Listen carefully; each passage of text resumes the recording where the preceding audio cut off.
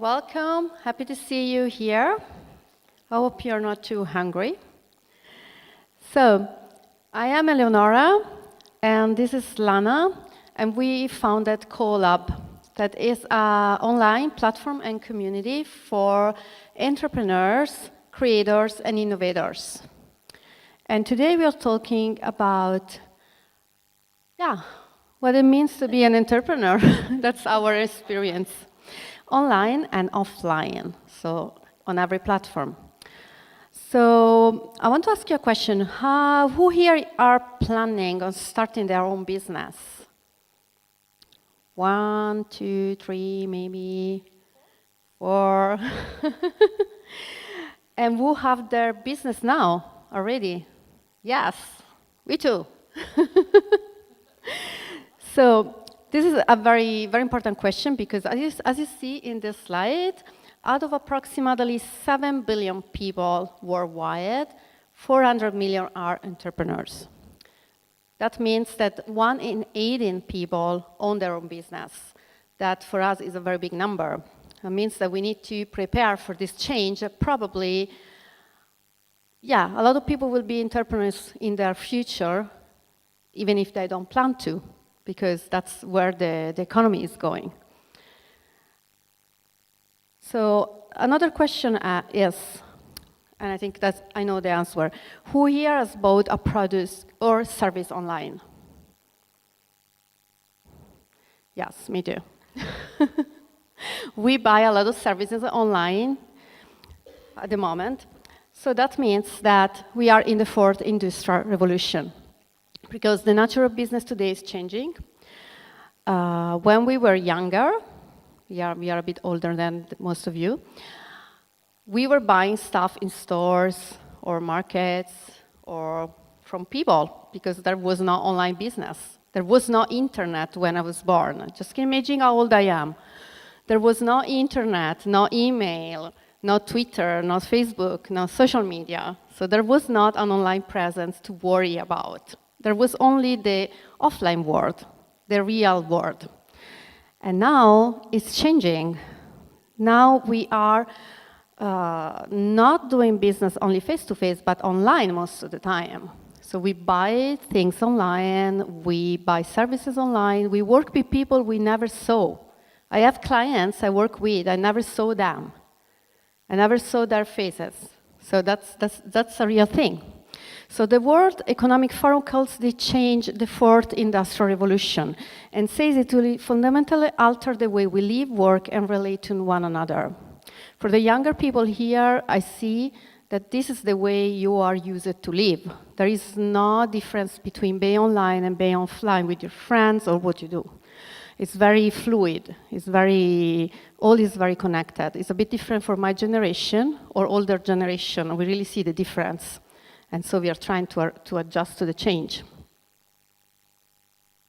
So, this digital transformation makes us ask the question, how can we maintain a competitive edge? So if you're building a business, how can we be competitive in a market that is so different, it moves so fast, that we cannot even, there are new social networks growing, and we don't know, should they be on Facebook, should they be on Twitter, should they be, I don't know, whatever. Should they work online, offline? Those are all questions you need to ask yourself and answer. So, to be competitive, you need to build a digital enterprise that is capable of taking full advantage of every of these tools and way of connecting. So social, mobile, web, cloud, analytic technologies, but also real life, because we are real people and we like to connect with each other in real life. Like we're here, we are talking with real people now. This is a fantastic experience that online, it's a bit different, it's not so good. So, to have the competitive edge, you need to integrate people, processes, capabilities to deliver an omni-channel experience. So this digital transformation is reshaping the way we are making business. How also we thrive in our business. So we don't need only the business acumen to grow our business, but also the digital skills. That's very important. No matter whatever you do, you need the digital skills. I want to talk to you about an example that I was thinking is very fitting. I was thinking about it this morning in the train. Who knows Metallica? Yeah. Yeah. Metallica is a metal rock band. You should all know them, because I love them. They're great.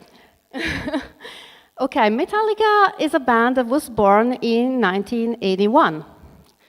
And that means that they have been in business for 36 years now. So I think we can agree that they have a good business model, because they've been doing business for 36 years and they are very successful. And they are not just a band, they just not do music, they also are a brand. They're a business. So how do you think they make money? Any idea? Right. But when they started, they made money through selling their work, selling their albums. That was the only way that bands or musicians were making money. Yes, also with tours and concerts, but the main way to make money was selling their CDs, or at the time, even not CDs, to selling their music. But something happened. Do you know what Napster is? Yes? In 1999, someone decided to build one of the first peer-to-peer services, so people could exchange files, quite illegally, of course. And Napster was all about MP3 files. In 2000, so 70 years ago, Metallica found out that one of their songs was out in the world before the album was out. And they were quite pissed, because they say, okay, but we make money by selling our music, and if people can download the music for free, we are fucked. We are not making any money anymore. Nobody's going to buy our music. That was a big problem. So Metallica filed a lawsuit with Napster, and was not the only ones, because they say, we need to stop this. But what they didn't understand, probably, you couldn't stop that. So you cannot stop these kind of things from happening. So fast forward this year, my husband and I are a big fan of Metallica. We got so lucky that we got 2 tickets for their concert. And so we went to the concert, and at some point we got an email before the concert and say, oh, because you bought a ticket, you're getting 1 copy free of our album, the real one, not digital. So we got 2 copies of the last album. And then make you reflect, they are not selling them. They're giving them away. Because as you were saying before, now they don't make money with the album so much, they make money with the merchandising, with the t-shirts, licensing their stuff, and then concerts. And they were also selling not only the normal tickets, but also the experience. So if you pay $2,000, you can have the experience of Metallica concert. This is how they make money now, because things change it, and you cannot stop technology. You cannot just do lawsuit every 5 minutes because somebody is progressing digitally and doing some other stuff to steal your things. Another example, if I can take some of your time, is Netflix. Netflix has an abonnement, a subscription you can do with your friends.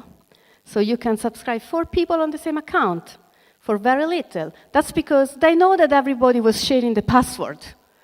They know that I'm making the subscription, and I sell or give the password to my friends. So why fight it? Just embrace it. So I think those are very good examples of business that embrace the change.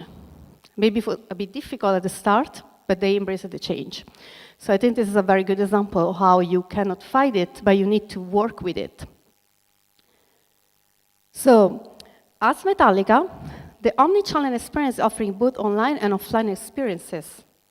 So Metallica is offering a very expensive experience to go to their stage, to go to the concert, buy the t-shirt.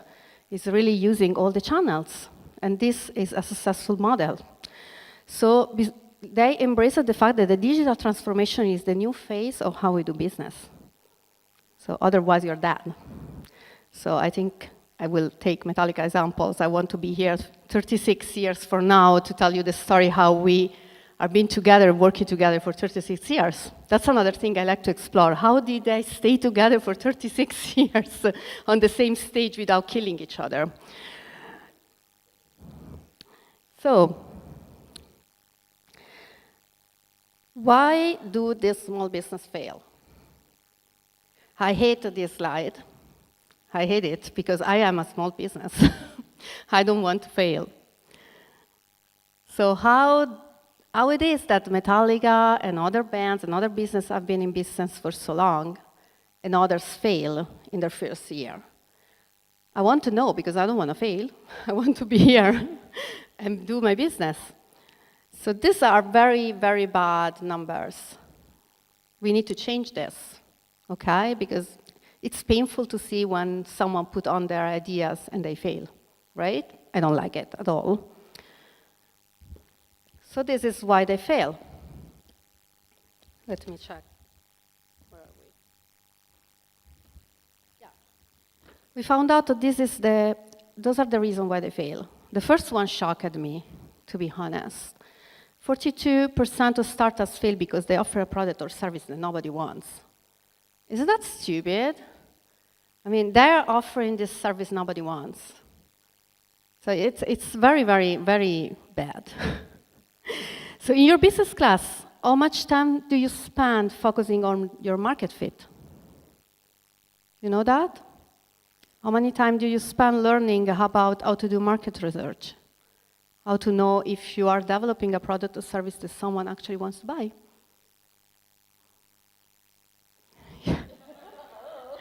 Yes, this is very important because you can do the best thing ever for you, but you are not the market.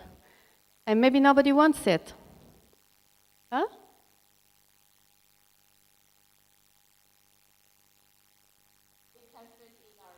So,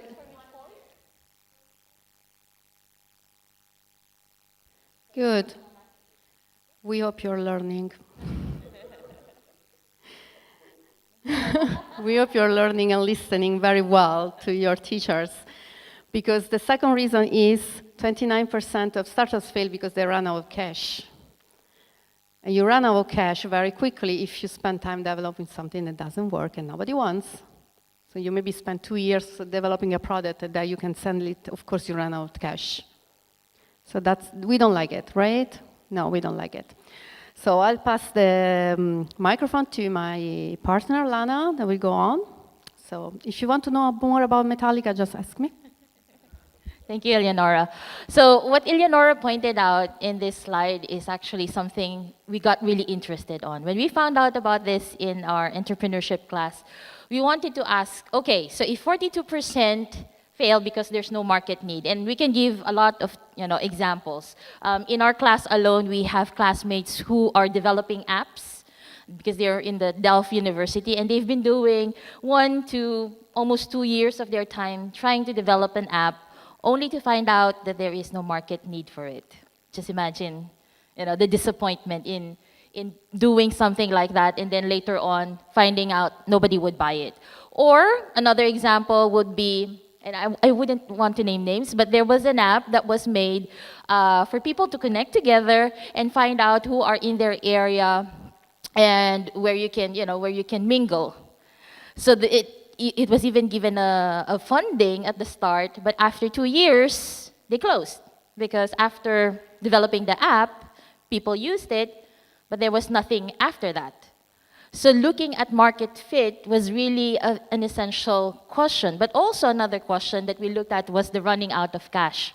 So this is what we did. We ran out a survey online, and we had about 119 entrepreneurs responding to the survey.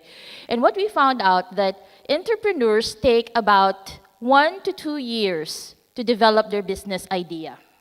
1 to 2 years. And if this data is correct, it means you're bankrupt already on your first year. So it means you don't have any more cash to follow through with your idea, no matter how brilliant it is. And this is the reason why we're thinking, how can we do that? How can we shift this grim reality and yeah, to make it into our advantage as small business entrepreneurs. And one of the things that we're trying to do at Co.LAB is to really have an online learning and community platform so that we can understand these business ideas, business concepts, and how we can leverage that. And one of the three things that I would like, to share with you today are the 3 C's: collaboration, connection, and crowdfunding. I heard a while ago that there are people who are interested in crowdfunding, who are interested in learning more about crowdfunding. We'll tackle that at the last part, because the first 2 C's are what we consider to be very important as well. So thinking of collaboration. A while ago, there was one guy. You already have your business, right? Is anybody here who has their business already started? Also already an entrepreneur aside from Renee? No. So Renee has her business. And if you think of the number of hours that you spend with your business, how many hours would that be, do you think?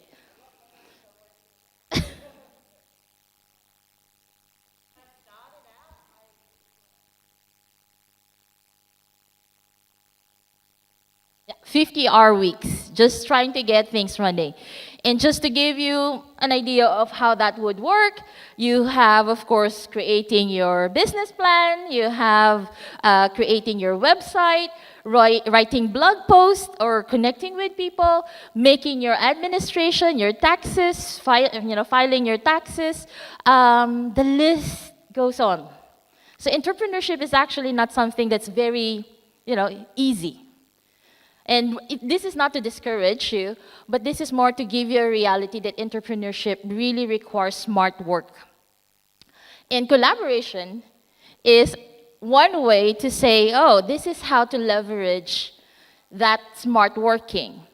I can share a good example. Ever since Eleonora and I started working together, officially, and that is at the start of the year, we were able to create massive task out.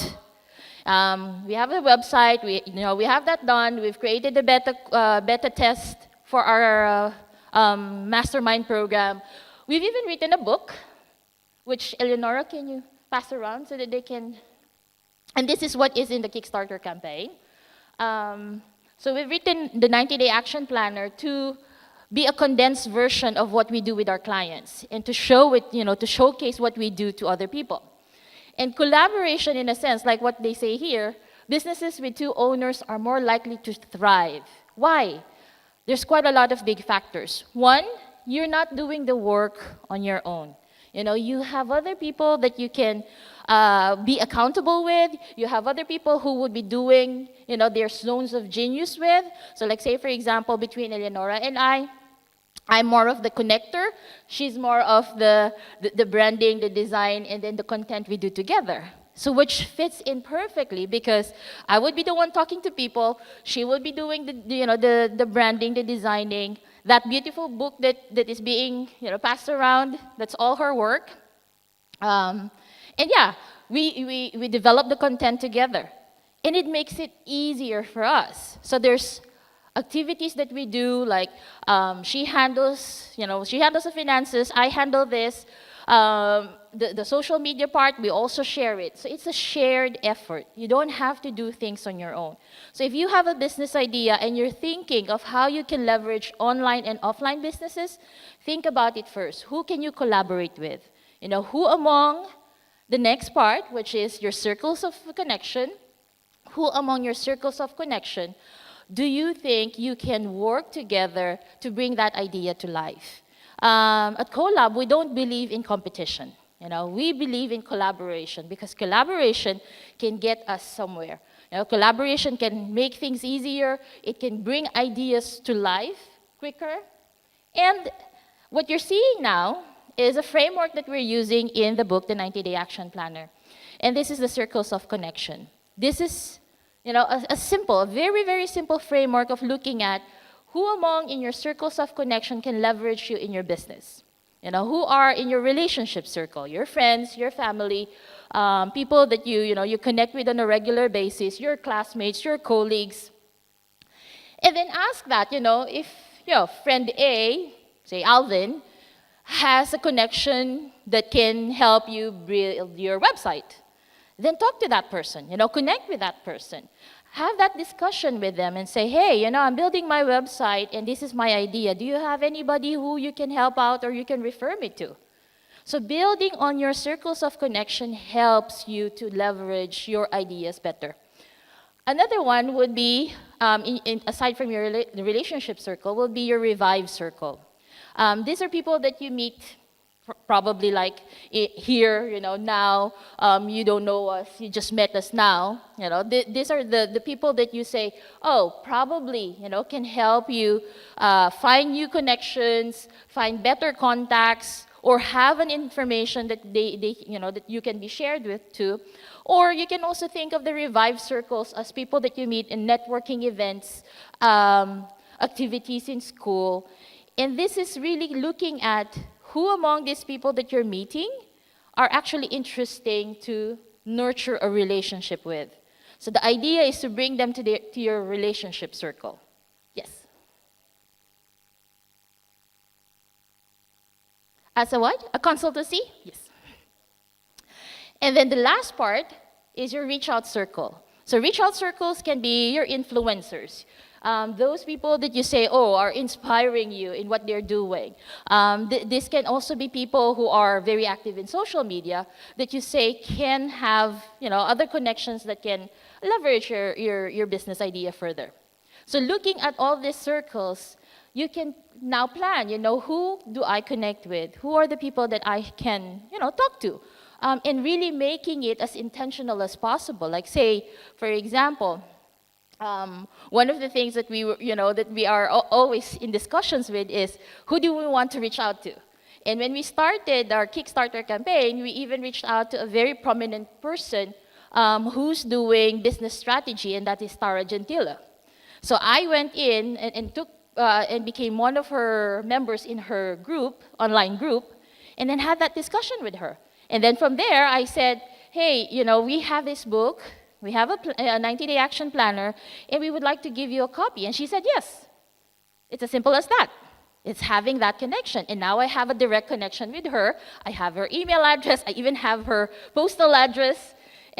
And there is that ongoing dialogue already. So looking at all these circles can help you leverage, your business. Now, who here have read this or have seen this quote before? So this is according to, yes, Jim Rohn, where he said, we are the average of the 5 people that we spend our time with.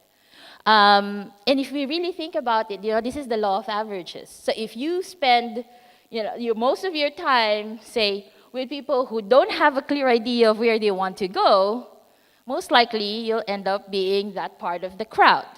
But if you say you're spending a lot of your time, say, with people who have brilliant ideas, who can make them happen, who are, setting up actionable things, then you're most likely to be in that group as well. So thinking of that, thinking of the law of averages, just really look into your circles. Who are you spending your most time with? And is this nurturing you, in your business or not?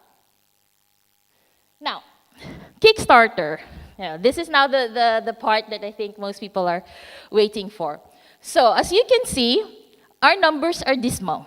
We're just at 50. Was that 52%? If I'm not mistaken.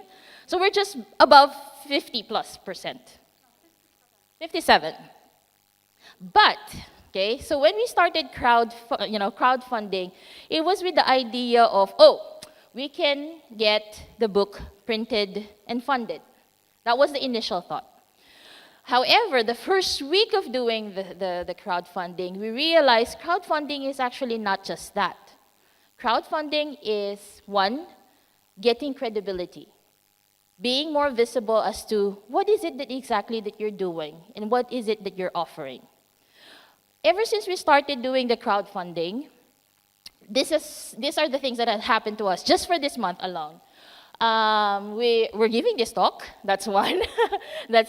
Last week, Thursday, we were in the Get in the Ring program in Rotterdam, where we pitched our company to two major organizations. One was Rabobank, and the other one is Amazon Web Services. And both of them said yes to us. You know, they're delighted. Thank you. So we're now at the second phase of that connection, meaning giving them the proposal, talking with their big shots, and then seeing where it goes. But we have our foot in the door, so to speak. Yes. It's not just the crowdfunding, it's the idea that we have something created. You know, it's an idea that there is something that we can show to people and say, hey, here, this is what we do. And this is just a condensed version. It's not even the full picture. So all the more that they get excited of, oh, if this is the condensed version, what more with the full program? So that's one, you know, it gives credibility. Another one is, it also helped us to align ourselves with who do we really want to reach. Because at first, we were like, the first week, we were like massively, you know, messaging people, asking family, friends, can you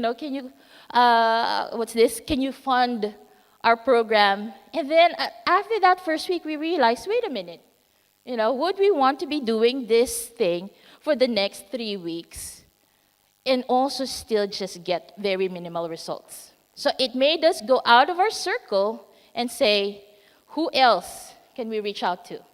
And that's why, you know, we reached out to Tara Gentile, we reached out to another prominent blogger, we reached out to, you know, who else did we give the books to? To marketing strategist.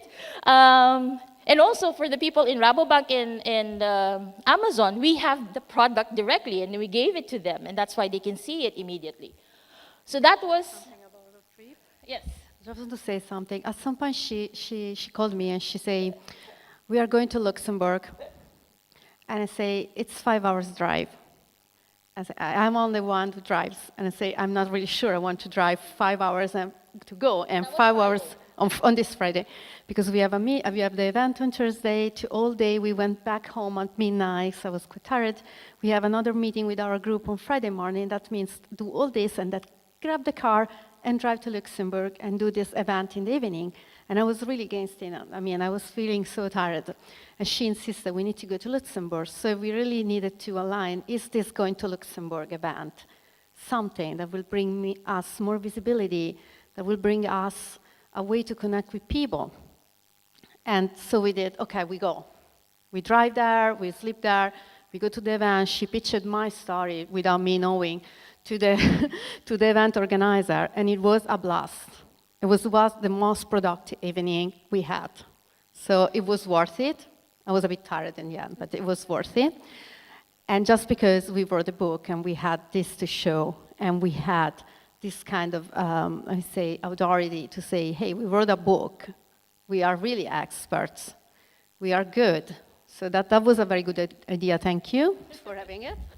So the idea of having, you know, a product that you put at crowdfunding also puts you out there, also puts you in the limelight in terms of people searching for you, looking for you, and doing your ideas. Because when you have a crowdfunding, you also have to do the work. You know, you still have to continue the conversations, posting updates. What is it that you're doing?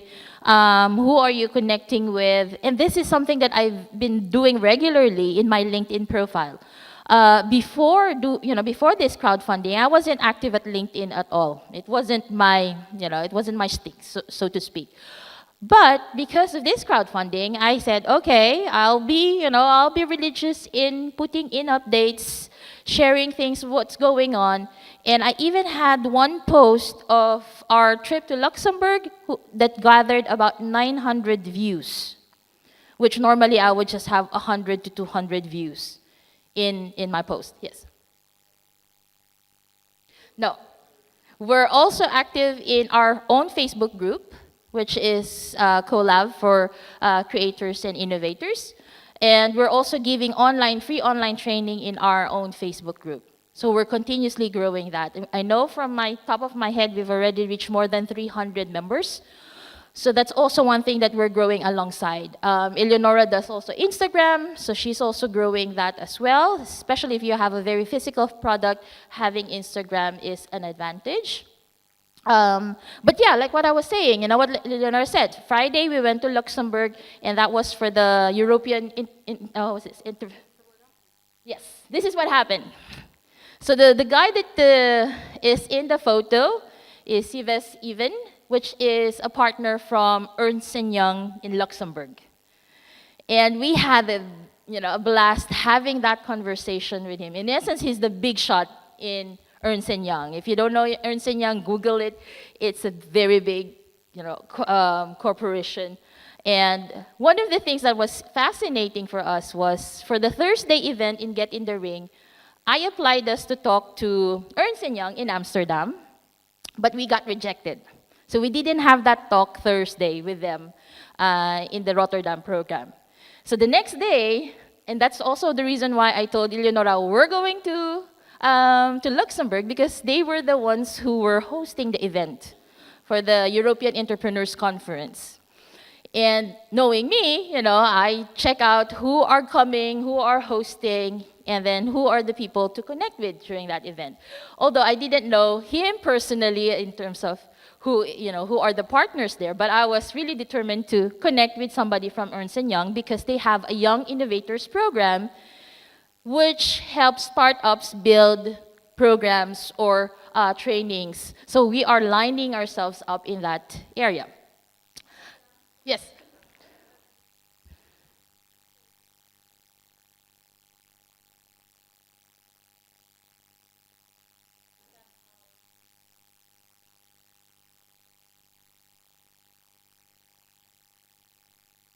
Yes.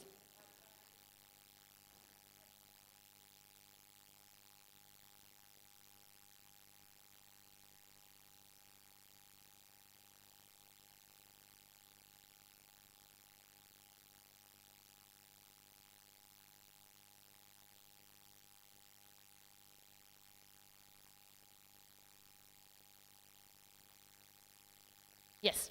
Well, this is actually what we're now doing with our one-on-one consultations to help them identify what is your minimum viable product and see how you can leverage that. Because in essence, this is our MVP. That's the minimum viable product that we want everyone to have. And from there, we're also offering other services. So what we're doing now with our one-on-one client is to think of, if you're starting, start with an idea that is viable. What is something that is very tangible that you can show to others, that you can give out to others. I wouldn't say write a book that is a novel or, write a workbook because that is tangible. It's something that they can fill in, something that they can, answer. From a branding point of view, what I learned when I was a young designer and I was looking for work in agencies, and again, internet was not really a big thing, so we really went to agency with our CV on paper to try to get it on the right desk. And one thing a person said to me, try to do something that it will stay on their desk. Because if you give your curriculum, it's a pile of paper just there. So one year I developed a small calendar, a Happy New Year, whatever, that I made myself with my hands. And I gave it with my curriculum. And this handed on the desk of a person I really wanted to connect with. And 3 years later, he said, oh, I remember your calendar. So it took me a while. For what I advise people is to always have something to give that is not just a basic card, not just a business card. And it can be developed actually for anything. It can be a set of postcards. It can be something that you leave to people that is very difficult to throw away, because that's the thing. So for us, in a certain way, the book is this foot in the door to show people that we know. But even if you have a program, something that is online, try to make it something that people can touch and feel. Maybe sometimes it's not possible, but in many cases, it's possible. So it's like conversation slides, as I call them. So like if you have a set of postcards and say, this is my story, it's something that facilitated the conversation. For us, the book is a big conversation opener.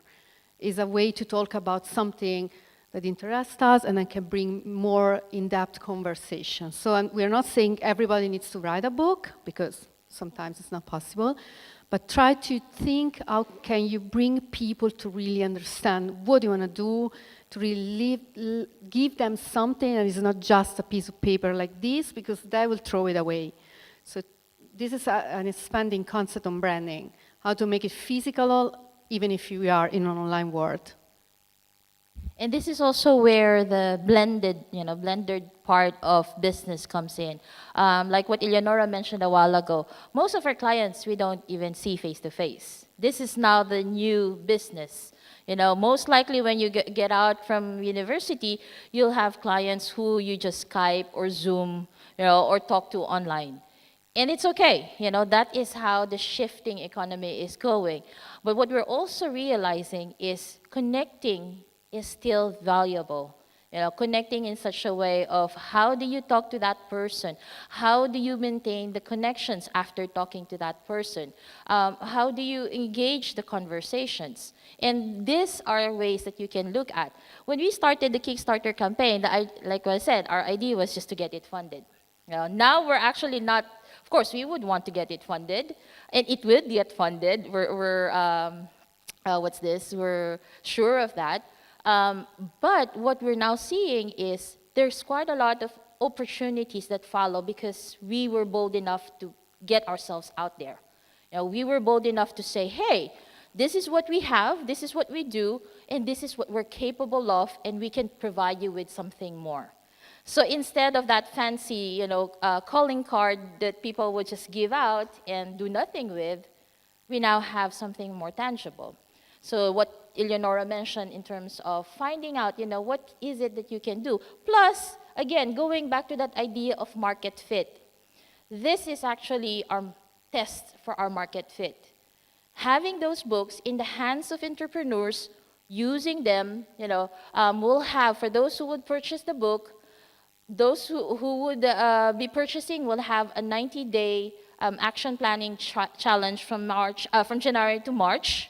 So we would have weekly check-ins with them to know where they are.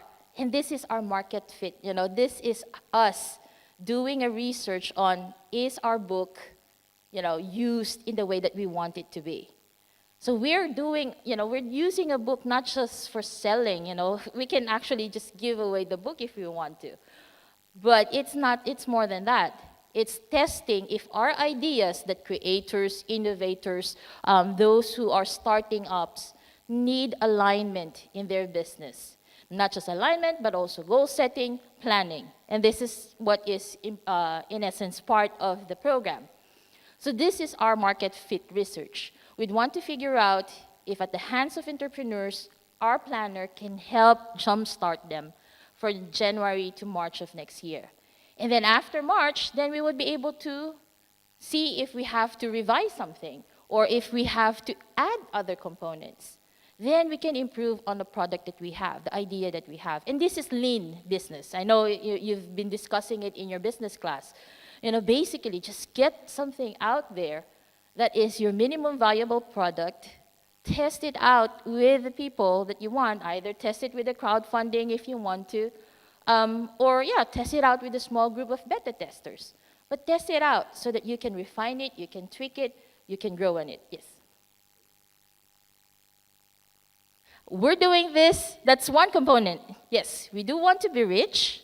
We also want to contribute. Because as entrepreneurs, Eleonora's been in the business for 20 years. I've been as an entrepreneur for more than 5 years. And I've been doing consultancy for more than that. But one of the things that we also realize is it took us a long time, for us to be clear with our messaging, clear with what we want to achieve, clear with what we want to, move forward to. And this is something that we cannot, we cannot go back to. What we can do is help, entrepreneurs, budding entrepreneurs like you, to make those decisions for yourselves.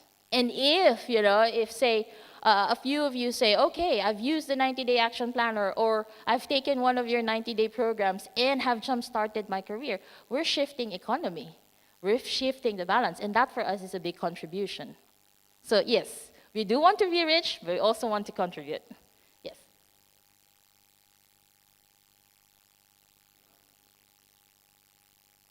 Okay. So in what market? Yes.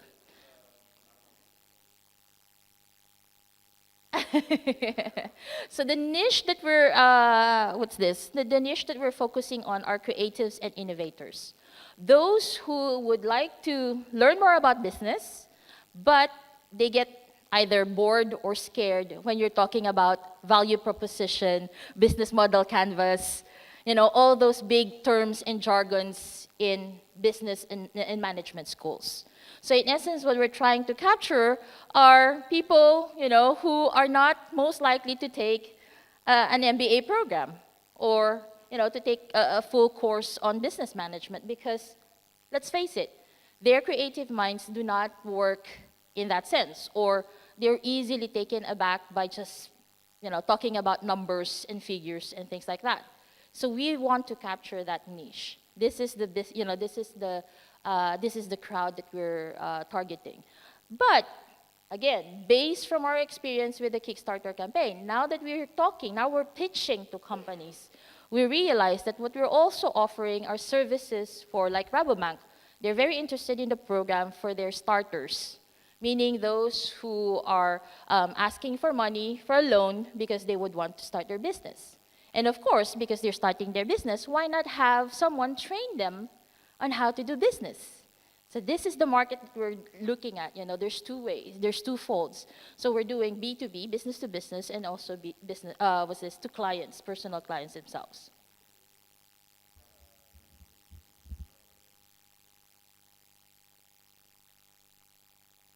I don't have a program for startups at the moment. I just give the money. And of course, it's their interest that the people they give the money to are successful so they can give the money back. That's in small words. So they don't have a program to support them, and they would like to have one. So because we already have a method, it will be beneficial for them to work with someone who already have a method. And because most of the people who start a small business with them are quite people, like they want to open, I don't know, a barber shop or something like this. That is not necessarily people who have a background in business. So they will not understand certain business terminology or business. I'm the niche. I'm the niche. I'm a very creative person. I have a lot of ideas that failed because I didn't have a business background. I didn't want to have it because it was like, well, that's not my thing. I hate it. And then I realized if I want my ideas to succeed, I need to learn. So we're trying to translate all this in something that is easy, fun, the good terminology, so that people can really see, oh, it's not alien jargon. It's actually something that I can manage to learn. So that's how we differentiate from the others, or we try to.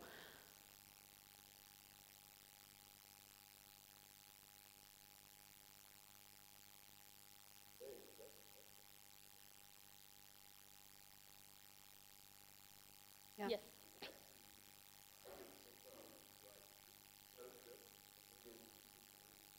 Exactly. Exactly. Yes. Exactly. That's how it works, but it's clearly not very smart, we think. And hope for the best in that sense, hope that they would return the money back that they've loaned. Yes.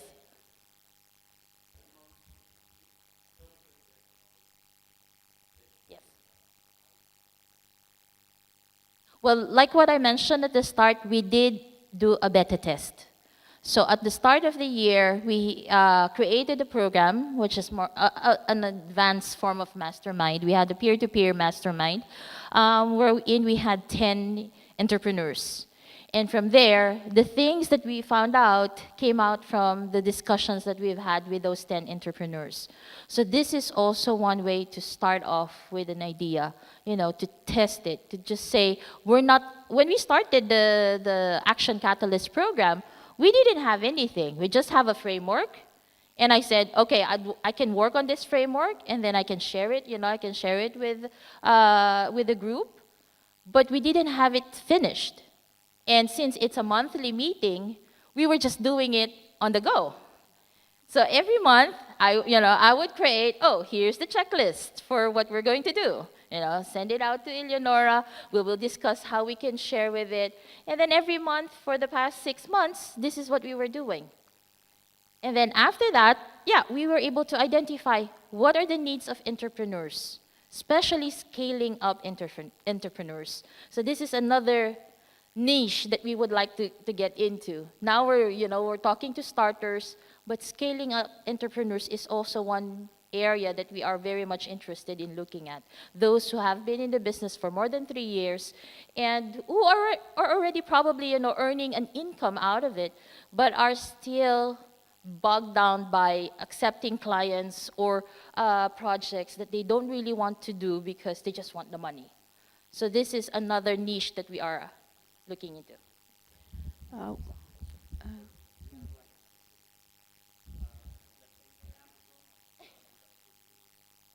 Yeah. Yeah, we have competitors. Yes, there are other yeah, we have a lot of competitors. There are a lot of programs out there that are aimed to help creative entrepreneurs or entrepreneurs in general. So we are not trying to, I don't know, avoid the idea that there is a competition. We don't really believe in competition as a block, but we are trying to do it our way, to do our best, and to partner up with people instead of being competitors. So a lot of people we get to know and they are doing something similar. The first thing we say, okay, how can we collaborate? How can we work together? Can you be our specialist in this area? So instead of competing, we are trying to bring them closer, because in this way, yeah, you have to share your cake with more people, but the cake is bigger. So it works better for anyone. And yeah, there are competitors, yes, and you deal with that. It's not something you can avoid. One other thing I want to say about your question, that for me, in my experience as teaching designers, you don't have to fall in love with your idea. You always have to be open to say, this thing that I tried, it didn't work. So we started with an idea in February, March. In March we started with this idea of doing peer-to-peer mastermind, and we realized we didn't like it so much, and people were not very helped by that. So we slowly changed it. We just changed it. And we keep changing. So you don't have to fall in love with, I have to do this product because it's my baby and needs to be exactly like this. And maybe nobody wants it. You have to fall in love with your purpose. So where you want to go, what's your why? And then the idea, the product can be something different. So that's very important to me to share.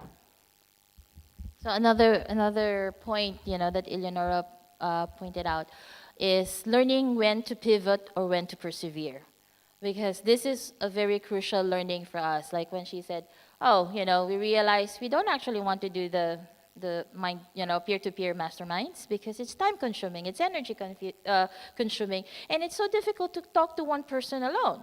So we had to go back to our business model and say, "What are we doing? What will we be doing?" The planner itself is not the first one. This is our third revision. So we've had 1 and 2 that we've tested with our group of peers, entrepreneurs also. So this is one way of looking at how you can do, you can build on that idea. And a while ago, you did ask about, okay, so how do you also think of sustaining it, or how do you think of building from it? Just like what we're doing with the crowdfunding, it has opened opportunities for us, and building on the connections that we're getting from there would get us to the next stage, to the next level of where we want to be. So think of that. If there's one thing that you can take out from this, is to think of who can you collaborate with, who can you connect with, and then later on the crowdfunding thing, it's just a tool. You can do crowdfunding, you can do, other ways of being more credible. But yeah, crowdfunding really helped us to be more visible. It helps us to be out there. So for those of you who are thinking about it, get in touch with us. We have quite a lot of learnings. We were actually thinking, our next book would be how not to do a crowdfunding. and think of it as, these are all experiences. And at the end of the day, you get to ask yourself, do I persevere with this or do I pivot? And if you do pivot, then it's okay, because then you're learning. It's not a mistake, it's not a failure, it's a matter of learning. Yeah, just to conclude, I talked with a dear friend about the Kickstarter and everything. At some point, she's a very smart woman. She asked me, what if you fail? What's your plan if you fail, if you don't get the funding? And I just said, we cannot fail. I really said it with my heart. I say, we cannot fail. because the point is not anymore the funding. Of course, if you get the funding, yeah, champagne, you're super happy, you got to produce the book, send them to the entrepreneurs, they wanted it, great. But we cannot fail because we got so many contacts, so many possibilities of growth, so many new ideas, new connections. It cannot be a failure. So it will be just a learning experience. Okay, we failed at that, we didn't get the funding. Okay, go on with the next one. So the first 5 days, we were obsessed about the numbers. How much money are we getting? How much money are we getting? And now, I don't even know how much money will we have. I don't really care. I say, yes, I want the funding, but it's not my first concern. So yes, that was a very big shift for us, from checking every 5 seconds, oh my God, how it's going, to what percent are we are? I don't know, because I don't care anymore. I care to be here. Yeah.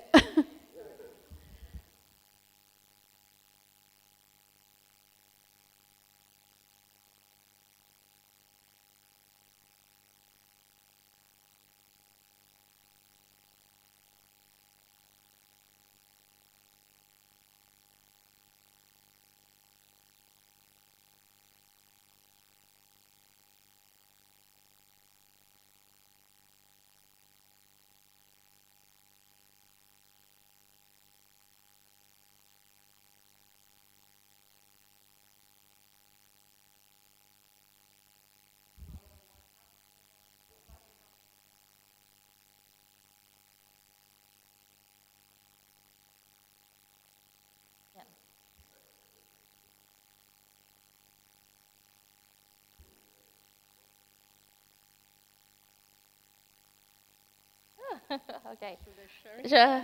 So this is interesting. First, the question on what to take out, especially for you guys who are, in essence, just really budding, having that idea. If you can just take in the circles of connection and leverage it to your advantage, that would work wonders. If you have that in mind in terms of who am I connecting with, and how can it, grow, help me grow. If that is in your mindset, then be open to possibilities, be open to meeting new people. Like what I said, we weren't expecting to really talk to the big guy from Ernst & Young. I was just exploring. Oh, maybe I'll meet someone who's with Ernst & Young during that program. But he came to our table, he was very interested. He came out again and then went back to our table again. And I even flatly asked him, so which company do you represent? I was like, duh, because we were rushing and we were late for the event. So we didn't know him as the big, the big person, the big honcho in the opening speech. He did the opening and we speech. missed it. So he was like, oh, were you there? And we said no. But yeah, who are you connecting with? Because once we had that conversation with him, and I said, oh, you know what? We wanted to have a conversation with Ernst & Young in Amsterdam, but they said no to us. He immediately took out his phone and said, what's your email address? And then we said our email address, and then he sent us an email to say, send me a teaser so we can send it to Amsterdam. Immediately, right on the spot. We got his contacts, we got his go signal, and he's just waiting for us to send in that proposal so that he can forward it to Ernst & Young in Amsterdam. So that is that. Just thinking about your circles of connection. We have one question, and then later on, Eleonora can share the answer to yours. Yes.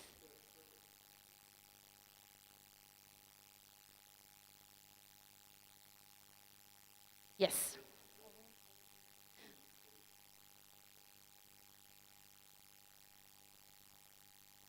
Yeah.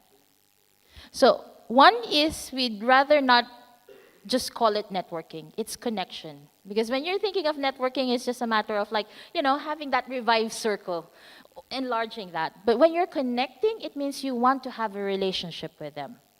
So it's really having that genuine conversation and genuine thought of, what can I contribute to you, instead of what can you contribute to me? And this is where the difference in conversations would be. And probably this is what you can take in, that when you talk to somebody, an influencer or, somebody who's inspiring you, think of it as, oh, but what can I contribute to you? You know, how can I help you? How can I make life better for you? And if that is how the conversation goes, then it shifts the perspective immediately in terms of the relationship. And yes, for the last one, how did we start? How did we start with the planning, Eleonora? Would you want to share what you shared in Luxembourg? Yeah. Okay. Now it's in the open, so, okay. I've been an entrepreneur for all my life. I never had a contract anywhere.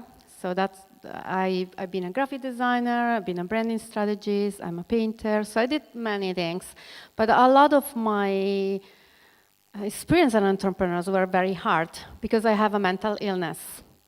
And I shared it for the first time in front of an audience on Friday, so it was quite, but it was important. Because of my mental illness, my journey has been very difficult because I could be successful and I mean, got enough money to pay my bills and be happy, but it was very hard, very frustrating. I was using like 90% of my energy managing my symptoms and 10% of my energy making things happen. And I was against planning. So I couldn't plan, I couldn't organize my idea. It was a struggle. And last year, more or less this time, I was working with Lana on another project of mine, and I needed to know where to put my classes, my art classes. And she said, okay, let's make a plan for 2017. And I had a panic attack. I froze, and I told her, I cannot do that, it's impossible. I cannot do a planning, that's not happening. And then I had to reflect how this was so intense for me, and work backwards and take out a lot of bad memories and things I didn't want to face. And in the end, with her help, because she's brilliant, I'm so lucky to have her in my life and be my business partner, we slowly made a plan for 2017. It was like this big thing, this big shift. And I started seeing, I made a plan and I'm still alive. Okay. I made this first step. It was very difficult. I know it can sound silly, but it was the biggest step of my life for my business. And I did this planning, and we started working on this idea, how can we make things work for people like you, who are very creative, no problem having ideas, but have a big struggle in organizing idea and making a plan. We started working on this, and then we got passionate. We were seeing the result in me, in other people. With my husband also as a creative, we set the group together, and so Co.LAB was started. So it was out of a necessity for me, out of very deep need that I had, that I wanted to address. And so Co.LAB is now alive and is going well, and we saw how this method helps not only people like me, but everyone, because actually it's very valid. So this is how it started. This is why I want to be here 40 years from now and telling the successful story of Co.LAB, because it's so important to me to help people like me, and we are a lot, and also people who don't have a mental illness but have a lot of ideas to make them happen. So that's the story behind it. And I think I will share it more because I made the first step, so now it's out. Thank you for listening. I just wanted to say thank you very much because the two ladies have travelled from Amsterdam today, and I've met Lana before face to face and followed what she's done online, which has been great, and it's the first time I've met them. But I can see from your questions, and you can probably see those of you who are my business students why I asked them, because they've done a lot of the same things we've done in the classes, and I hope it was helpful. There's one for you, if you could take that. Oh, it's all tangled. I'm all tangled up. So that's a little thank you for them. I would love to get a quick photo. I think we've got another lecture now, but I'd love to get a quick photo with a few students and the planners and the speakers if anyone wants to be in it very quickly. I'm going to, if they can, stay for coffee at the Lighthouse. Then you can come and ask them some more questions. And the very last thing, I was trying to get it up on the screen here, but I think there's no mouse or anything here, but I've got another survey. Those of you who have come before, I always put it on Socrative, which is Socrative, but I have to give you the room number. So maybe if you want to see me quickly, or I'm Renee Veldman-Tentori, or Ms. Verbaum, if you just want to email us some feedback.